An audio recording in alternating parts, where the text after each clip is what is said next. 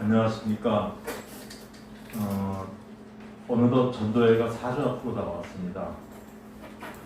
여러분은 전도하면은 어떤 생각이 드십니까? 부담스러우신가요? 아니면은 이 코로나 시대에 저희가 전도회를 하는 것이 잘 될까 혹시 걱정되지는 않으신가요? 저는 전도회 때 내 역할이라는 제목으로 말씀드리려고 합니다. 그 답을 저는 누가복음 15장에서 찾으려고 합니다. 여러분이 잘 아시는 세 가지 비유가 있습니다. 잃은 양의 비유, 잃은 동전의 비유, 탕자의 비유. 이 비유는 조금씩 차이가 있습니다. 우선 공통점은 모두 다 잃어버렸다는 것입니다. 잃어버렸다는 의미는 주인이 있다는 뜻이기도 합니다. 차이점은 잃은 양은 잃어버렸다는 걸 알면서 돌아가는 길을 모릅니다. 잃은 동전은 잃어버린 것도 모르고 돌아가는 길도 모릅니다. 그리고 탕자는 잃어버린 것도 알고 돌아가는 방법도 압니다. 저는 한 가지 궁금증이 생겼습니다. 왜 이 비유를 예수님께서 누구에게 왜 하셨을까? 15장 1절과 2절입니다. 모든 세리와 죄인들이 말씀을 들으러 가까이 나오니 바리새인과 서기관들이 수군거려 이르되 이 사람이 죄인을 영접하고 음식을 같이 먹는다 하더라. 바리새인들이 왜 수군거렸을까요? 유대인들은 죄인과 함께 자리를 하는 것을 꺼려했고 불편해했습니다.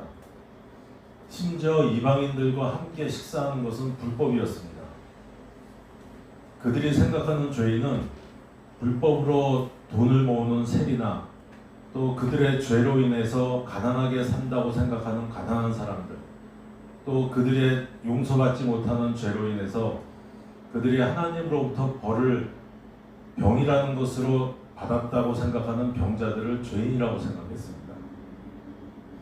그런 상황에서 예수님이 자기들과 어울리지 않고 죄인들과 어울리시는 것에 대해서 비난과 불만이 있었습니다. 3절에 예수께서 저희에게 이 비유로 이르시되, 이 비유를 바리새인들에게 하신 목적이 무엇일까요? 그들은 혈통적으로 선택받은 민족이었습니다. 그들은 하나님을 열심히 믿고 계명도 철저히 지키는 사람들이었습니다. 당시 그들은 신앙적으로 존경받고 칭찬받을 만한 사람들이었습니다. 그들은 천국 가는데 아무도 그들이 천국 못 가리라고 생각하는 사람은 없었습니다. 그만큼 그들 자신은 자만에 빠져 있었습니다.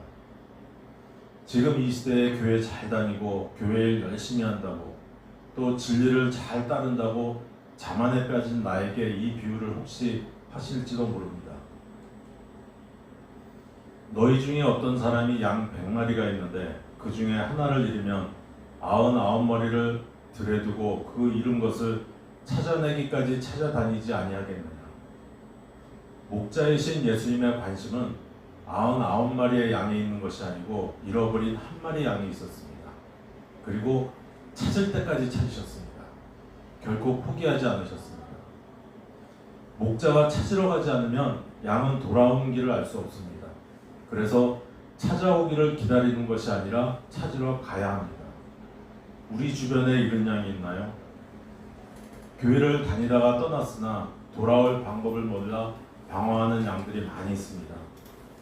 그럼 먼저 찾아가십시오. 용기와 지혜를 하나님께 구하고 찾아가십시오. 그대들은 방황하는 자들 중에 몇 명이나 찾아서 우리로 돌아오게 했는가? 만일 잃어버린 양을 우리로 이끌어오지 않으면 그 양은 방황하다가 결국에는 죽게 된다. 그리고 많은 사람이 구원의 손을 뻗쳐주지 않았기 때문에 멸망으로 들어가고 만다. 우리가 잃은 양을 먼저 찾아가야 하는 이유와 사명이 이렇게 표현되어 있습니다. 잃은 양이 죽는 이유는 단 한 가지입니다. 저와 여러분이 찾아 나서지 않았기 때문입니다. 바로 이번 전도회 때 우리가 해야 될 첫 번째 사명입니다. 두 번째 사명을 살펴보겠습니다. 어떤 여자가 10 드라크마가 있는데 하나를 잃으면 등불을 켜고 집을 쓸며 찾아내기까지 부지런히 찾지 아니하겠느냐. 여기서도 동전을 언제까지 찾았나요? 찾을 때까지 찾았습니다. 이 동전은 자신이 잃어버린 것도 모르고 또 주인을 찾아가는 방법도 모릅니다. 그런데 중요한 사실은 이 동전을 어디서 잃어버렸나입니다. 집에서 잃어버렸습니다. 길 가다 잃어버린 게 아니고 집에서 잃어버렸습니다. 혹 우리 중에도 우리 집안에서 잃어버린 동전은 없나요? 당시 가난한 사람들의 집은 창문 하나 없는 단칸방이었습니다. 그래서 대낮에도 어두웠습니다. 그래서 어둡기 때문에 잃은 동전을 찾기 위해 먼저 해야 될 일이 있는데 그것이 바로 촛불을 켜는 것이었습니다. 집안에서 잃어버린 우리의 가족 영혼을 찾기 위해서 우리가 먼저 해야 될 일은 바로 촛불을 먼저 켜는 것입니다. 여기서 집은 단순히 집일 수도 있지만 교회일 수도 있습니다. 너희는 세상의 빛이라라고 하는 말씀에서 우리는 세상에 비치기 전에 내 집안의 빛이 되어야 되고 우리 교회의 등불이 되어야 합니다. 어두운 교회를 비치지 못하는 불빛은 세상의 빛이 될 수가 없습니다. 만일 내 주머니에서 동전이 떨어질 때 항상 불이 켜 있다면 그 동전을 우리는 쉽게 찾을 수 있습니다. 우리 교회에 누군가 방문했는데 우리 교회가 불을 켜고 있지 않다면 그분은 한 번 방문으로 우리는 잃게 됩니다. 그래서 교회는 항상 불을 환히 밝혀야 되고 그러한 분들을 우리는 필요로 합니다. 저는 우리 교회 모든 교우님들이 이 교회의 환한 촛불이 되었으면 좋겠습니다. 너희 빛을 사람 앞에 비추게 하여 저희로 너희 착한 행실을 보고 하늘에 계신 너희 아버지께 영광을 돌리게 하라. 이 비유에는 가정에 대한 교훈이 들어있다. 가정 안에서는 가족들의 영혼에 대해 매우 무관심한 경우가 종종 있다. 가족들 가운데는 하나님께로부터 멀리 떨어져 있는 자도 있다. 그런데도 가정 안에서는 하나님께서 맡겨주신 선물 중 하나도 잃어버리지 않게 해야 되겠다고 염려하는 일이 얼마나 적은지. 하나님의 말씀을 상고하고 그 성경 빛으로서 집안에 있는 모든 것을 부지런히 살펴서 그 자녀가 왜 잃어버린 바 되었는지를 알아보아야 한다. 부모들은 저희 자신을 살피고 저희 습관과 버릇을 검토해 보도록 해야 합니다. 저희 자녀를 그리스도인이 되게 하기 위하여 교육하고 훈련하는 일은 부모가 하나님께 드릴 수 있는 최고의 봉사이다. 해외 선교 사업 중요합니다. 또 지역 봉사 중요합니다. 교회 전도에 역시 중요합니다. 그러나 가장 먼저 우리가 해야 될 일은 가정 선교 사업이 최우선이 되어야 합니다. 왜냐하면 그것이 최고의 봉사이기 때문입니다. 이번 전도회에서 저는 내 집에서 잃어버린 동전을 우리 모두가 찾는 계기가 되었으면 좋겠습니다. 저는 선한 사마리아 프로젝트와 이번 40일 기도회를 통해서 이미 많은 분들이 잃어버린 양들을 찾고 있었고 또 내 주변에 있는 가족들 잃어버린 동전을 찾으려고 노력하시고 기도하는 모습을 보았습니다. 그것을 보면서 저는 이번 전도회가 기대가 됩니다. 잃은 양과 잃은 동전을 위한 저희들의 기도가 꼭 응답되기를 바랍니다. 마지막 비유인 탕자의 비유입니다. 저희 교회는 자녀들이 참 많이 있습니다. 우리는 어떤 부모가 되는 것이 좋은 부모라고 생각할까요? 다른 건 몰라도 정말 자녀는 내 맘대로 안 됩니다. 자녀를 바른 길로 인도하려는 부모는 훈계도 하고 가르치기도 하고 혼도 내면서 양육합니다. 그럼 자녀도 그렇게 자신을 훈계하고 가르치고 때로는 혼내는 부모가 좋은 부모라고 생각할까요? 여러분은 어렸을 때 부모로부터 혼났을 때 무슨 생각을 하고 계셨습니까? 속으로 뉘우치고 계셨습니까? 아니면 다른 생각을 하셨습니까? 자녀가 생각하는 그런 부모는 혹시 자신의 의견을 무시하고 부모 생각대로만 강요하고 억압하는 독재라고 생각할 수도 있습니다. 이런 면에서 가장 심각한 부분이 신앙 문제에서 나타납니다. 특히 모태 신앙을 하는 자녀들이 고등학교까지는 그럭저럭 교회 다니다가 대학교 들어가면서 교회와 조금씩 멀어집니다. 특히 지방대학에 가게 되면은 집을 떠나고 부모를 떠나서 자취생활하고 혹 기숙사 생활하면서 어떤 생활을 하는지 우리는 알 수가 없습니다. 집을 떠나자 그들에게는 자유가 생기고 친구와 어울리면서 스스로 선택해야 하는 일들이 많이 생기게 됩니다. 식사할 때 그들이 돼지고기를 먹는지 안 먹는지, 술자리에 가서 술을 먹는지 거절하는지, 또 MT가 안식일날 있는데 그 안식일날 MT를 가는지 교회에 가는지 우리는 알 수가 없습니다. 자녀들이 집을 떠나서 생활하면서 스스로 선택하며 살아가야 합니다. 과연 내 자녀들은 어떤 선택을 할까요? 탕자의 비유를 통해 선택의 중요성을 살펴보러 갑니다. 그 둘째가 아버지에게 말하되 아버지여 재산 중에서 내게 돌아올 분깃을 내게 주소서. 여기서 둘째라는 단어에는 두 가지 뜻이 있습니다. 첫째는 아버지의 아들이라는 뜻입니다. 즉 독립적이지 못한 존재입니다. 가부장적인 사회에서 특히 독립적일 수가 없습니다. 또 둘째라고 하면은 그는 형의 아우입니다. 즉 장자가 중요시되는 사회에 있어서 둘째는 주도권이 없는 존재입니다. 그래서 둘째는 독립과 주도권을 갖고 싶어합니다. 그래서 그는 아버지에게 저에게 돈 좀 주십시오라고 부탁하는 것이 아니라 내게 주소서 하고 명령조로 얘기합니다. 아마도 그동안 쌓인 불만의 표출이고 반항일지도 모릅니다. 그는 독립과 주도권을 갖고 먼 나라로 떠납니다. 그 후 며칠이 안 되어 둘째 아들이 재물을 다 모아가지고 먼 나라에 가 거기서 허랑방탕하여 그 재산을 낭비하더니, 여기서 먼 나라란 하나님이 계시지 않은 이방 나라를 뜻합니다. 그리고 거기서 재산을 낭비합니다. 우리는 낭비를 쓸데없는 데 쓰는 돈을 낭비라고 합니다. 탕자는 정말 자신이 낭비했다고 생각했을까요?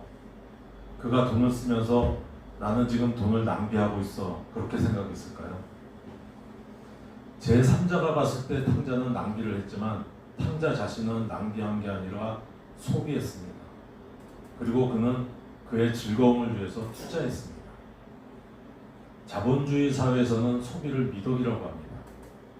소비를 통해서 과시하고 즐거움을 얻습니다. 명품을 사면 어깨가 으쓱으쓱해지고 자신감도 생깁니다. 우리도 둘째 아들처럼 소비를 통해 즐거움을 얻고 자기 과시를 하지는 않나요? 만약 우리도 그렇다면 나는 소비하는 것이지만 하나님이 보셨을 때 우리는 낭비하는 것입니다. 오늘날 내 자유를 억압하고 있는 것이 무엇인가요? 내가 갖고 싶고 먹고 싶고 하고 싶은 일들이 있는데 못하게 하는 장애물이 무엇일까요? 바로 돈입니다. 먹고 싶을 때 사 먹고 갖고 싶을 때 사고 놀고 싶을 때 마음대로 놀러 갈 수 있는 것이 자유인데 그때마다 돈이 필요합니다. 그래서 이런 자유를 얻기 위해 우리는 돈을 법니다. 탕자가 자유를 누리기에 아버지에게 돈을 달라고 했던 것처럼 말입니다. 우리 사회는 돈이 없으면 자유롭지 않고 돈이 있으면 자유롭다고 생각합니다. 그래서 우리는 돈을 수단으로 소비를 통해 자유를 누리려고 합니다. 그러다 위기가 닥칩니다. 다 없앤 후 그 나라에 크게 흉년이 들어 그가 비로소 궁핍한지라. 이에 스스로 돌이켜 이르되 내 아버지에게는 양식이 풍족한 품꾼이 얼마나 많은가. 가난한 품꾼이 된 둘째는 아버지의 아들로 살았던 과거를 그리워하는 것이 아니라 풍족한 품꾼을 동경합니다. 그리고 그는 결심합니다. 이에 스스로 돌이켜 이르되 결심을 하고 선택을 합니다. 계속 가난한 품꾼으로 살든지 아버지에게 돌아가든지. 다행히 그는 아버지에게 돌아가는 것을 선택합니다. 22절에 아버지는 종들에게 이르되 제일 좋은 옷을 내어다가 입히고 손에 가락지를 끼우고 발에 신을 신기라. 둘째 아들이 제자리로 돌아왔지만 떠나기 전의 아들과 떠나고 나서 돌아온 후의 아들은 큰 차이점이 있습니다. 바로 스스로 돌이킨 아들입니다. 자신의 선택으로 자리 잡은 아들입니다. 예전에 그는 자신의 선택 없이 태어날 때부터 아버지의 둘째 아들이었습니다. 그러나 지금은 자신의 선택으로 둘째 아들이 되었습니다. 모태교인인 여러분이나 모태교인으로 태어난 내 자녀들은 어떻습니까? 그들은 자신의 선택으로 신앙생활을 하는 것이 아니라 태어나 보니 그냥 교회에 다니고 있는 겁니다. 우리의 모든 자녀들이 부모님의 예수님이 아닌 자기 자신의 예수님을 만나기를 바랍니다. 마치 탕자가 선택으로 돌아온 것처럼 말입니다. 탕자의 비유에는 네 가지 단계가 있습니다. 첫째는 자신의 선택 없이 억지로 아버지와 함께한 삶.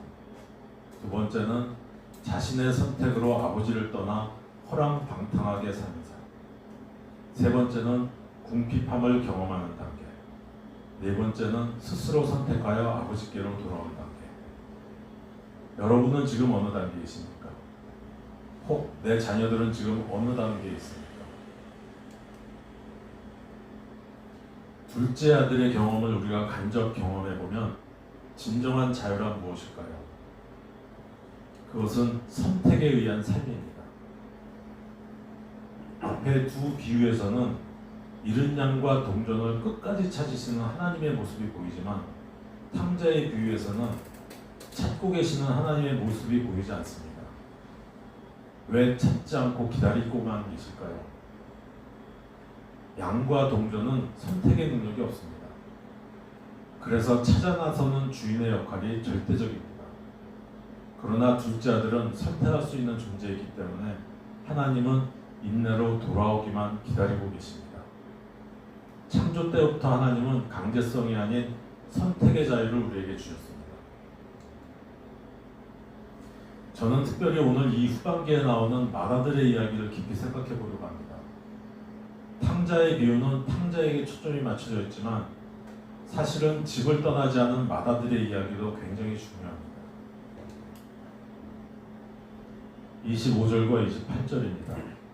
마다들은 밭에 있다가 돌아와 집에 가까이 왔을 때 풍악과 춤추는 소리를 듣고 그가 분노하여 들어가고자 하지 아니하구나. 마다들이 왜 화를 냈을까요? 또 누구에게 화냈을까요? 그의 분노는 동생에 대한 분노도 있었지만 아버지에 대한 분노가 더 컸습니다. 아버지께 대답하여 이르되 내가 여러 해 아버지를 섬겨 명을 어김이었거늘 내게는 염소 새끼라도 주어 나와 내 벗으로 즐기게 하신 일이 없더니. 이 말에서 그동안 그의 어떤 생활이 엿보이시나요?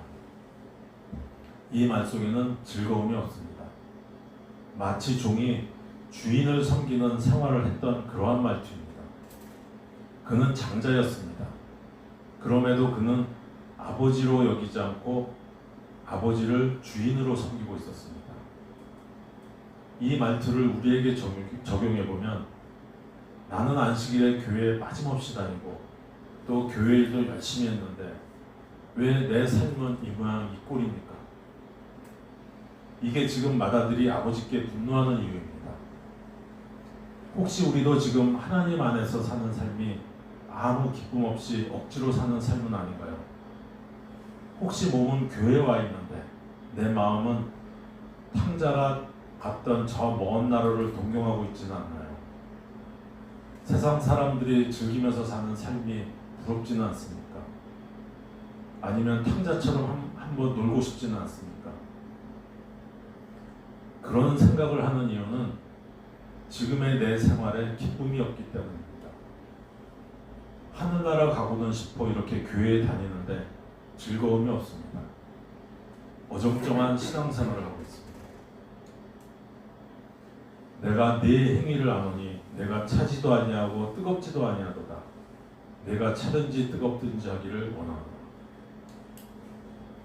라오디게아 교회에 보내는 기별은 큰 빛을 벌써 받았으나 그 빛 가운데서 행하지 않고 있는 제7일 안식일 예수 재림 교인들에게 적절한 것입니다.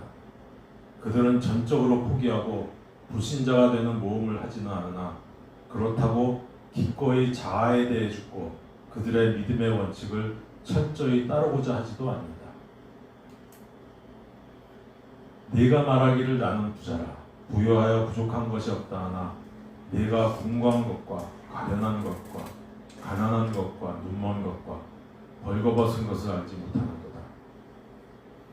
이 말씀이 혹시 바리새인들에게 하시는 말씀 같지는 않나요? 집 떠나지 않은 마다들에게 하시는 말씀 아닐까요? 또 뜨뜻미지근한 나에게 하시는 말씀 아닌가요? 라오디아 교회에 보내는 기별에서 하나님의 백성들은 육신적으로 평안한 형편에 처해 있는 것으로 나타나 있다. 그들은 영적으로 높은 수준에 도달했다고 스스로 믿으며 마음을 편안하게 하고 있다. 하나님의 백성들이 비참한 기만을 당하고 있으면서도 전혀 그 기만을 알지 못함을 보여준다. 그들은 그들의 형편이 하나님이 보시기에 한탄할 만한 상태임을 알지 못한다. 그러나 아버지는 마다들에게 이렇게 얘기하십니다. 아버지가 이르되 얘야 너는 항상 나와 함께 있으니 내 것이 다 내 것이로되. 아버지는 마다들에게 은혜로 모든 것을 주었는데 아들은 그 은혜를 정작 누리고 살지 못했습니다. 자신이 받은 은혜는 없다고 생각했고 동생에게만 은혜를 베풀었다고 생각했습니다. 나에게 주신 은혜를 알지 못하면 우리는 은혜를 누리지도 못하고 즐거움도 없습니다. 우리 잘 아시는 성경절이시죠. 옛적에 여호와께서 나에게 나타나사 내가 영원한 사랑으로 너를 사랑하기에 인자함으로 너를 이끌었다 하옵니다. 우리는 나의 인생에서 내게 주신 은혜를 깨달아야 합니다. 옛적에 나타나셔서 인자함으로 은혜를 베풀어 주셨는데 그 은혜를 깨닫지 못한다면 마치 마다들과 같이 하나님께 분노할 수 있습니다. 은혜를 얻기 위해 종같이 사는 마다들이 아니라 은혜에 감사하는 마다들로 살아야 합니다. 둘째 아들에게 필요했던 것은 무엇인가요? 품꾼으로 살든지 아버지께로 돌아가든지 선택이 필요했습니다. 그럼 첫째 아들에게 필요했던 것은 무엇인가요? 바로 은혜에 대한 감사였습니다. 그럼 처음 질문으로 돌아가서 예수님은 이런 비유를 왜 누구한테 하셨을까요? 죄인들에게 전혀 관심이 없는 바리새인들에게 하셨습니다. 잃은 양과 동전을 찾을 생각도 하지 않고 그러한 사람들에게 하셨습니다. 혹시 내가 잃은 양과 동전을 찾지 않는다면 그 얘기는 저에게 하시는 겁니다. 하나님의 은혜를 깨닫지 못하고 있는 나에게 하시는 겁니다. 바로 지금 나에게 예수님은 지금 찾아 나서라고 얘기하십니다. 지금 이 자리에 있는 우리는 모두 마다들입니다. 마다들로서 이미 내게 주신 은혜를 깨닫고 감사해야 합니다. 마다들인 우리는 잃은 양도 찾아야 되고 잃은 동전도 찾아야 됩니다. 그리고 탕자가 옳은 선택을 할 수 있도록 도움을 주어야 되고 반갑게 맞이해야 합니다. 인자가 온 것은 잃어버린 자를 찾아 구원하려 합니다.